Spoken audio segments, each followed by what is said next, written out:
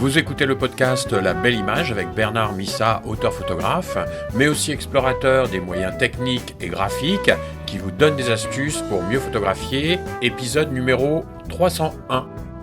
Bienvenue dans La Belle Image où l'on parle de l'impact de vos images, de techniques pour bien composer et de connaissances de l'appareil photo. Et voici aujourd'hui ce que voit l'appareil.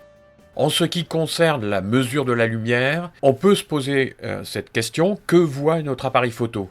Lorsque l'on parle d'exposition, on évoque les trois paramètres, diaphragme, vitesse, sensibilité, mais on oublie souvent un élément décisif.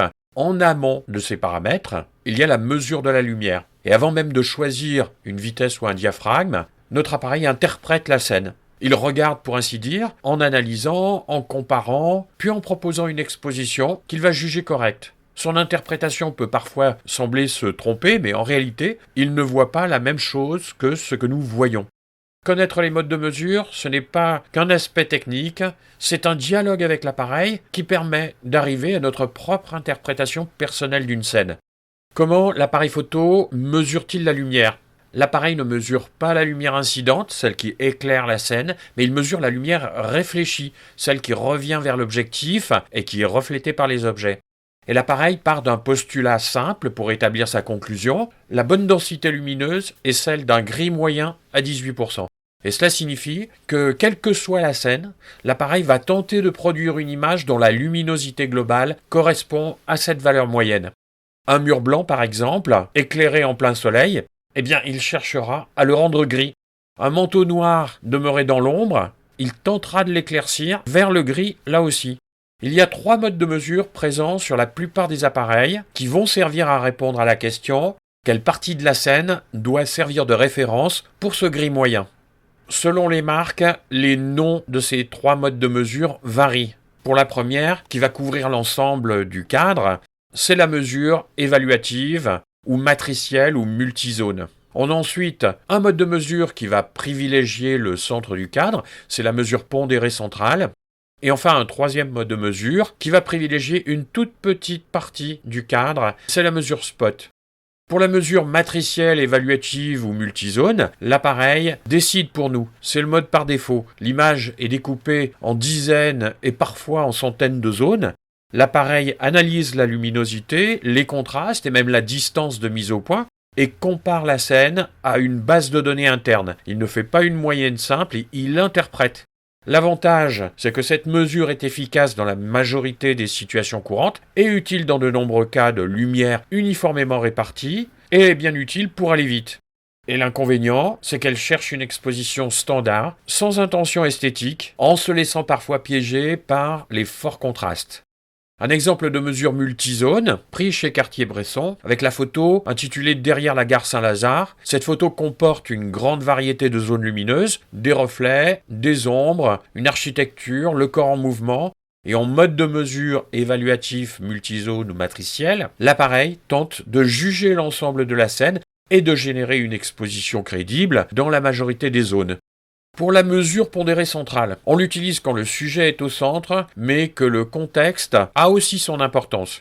Ici, l'appareil mesure toute l'image, mais donne plus d'importance à la zone centrale. Le sujet principal est supposé se trouver au centre du cadre. L'avantage, c'est que c'est prévisible et stable. C'est utile pour les portraits ou les scènes peu contrastées. L'inconvénient, c'est que ce mode de mesure n'est pas adapté si le sujet est décentré. Et il est aussi sensible aux arrière-plans très clairs ou très sombres. Un exemple de mesure pondérée centrale, j'ai choisi le portrait de Winston Churchill par Youssouf Karch, et dans ce portrait célèbre, on voit clairement l'exposition correcte au centre, qui illustre l'usage d'une lumière et d'un sujet centré dans le cadre. Enfin, le mode de mesure de la lumière spot, on l'utilise quand on choisit précisément la zone qui doit être bien exposée.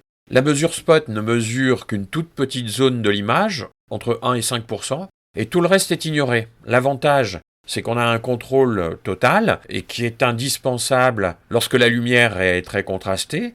Et l'inconvénient, c'est qu'il va falloir savoir où faire la mesure, et une erreur de placement de cette mesure va entraîner une exposition faussée. C'est un mode de mesure qui est moins adapté à l'improvisation. Quand faut-il l'utiliser ? Avec les forts contrastes, dans les contre-jours, avec des sujets isolés, dans des situations qui ont un enjeu de rendu précis.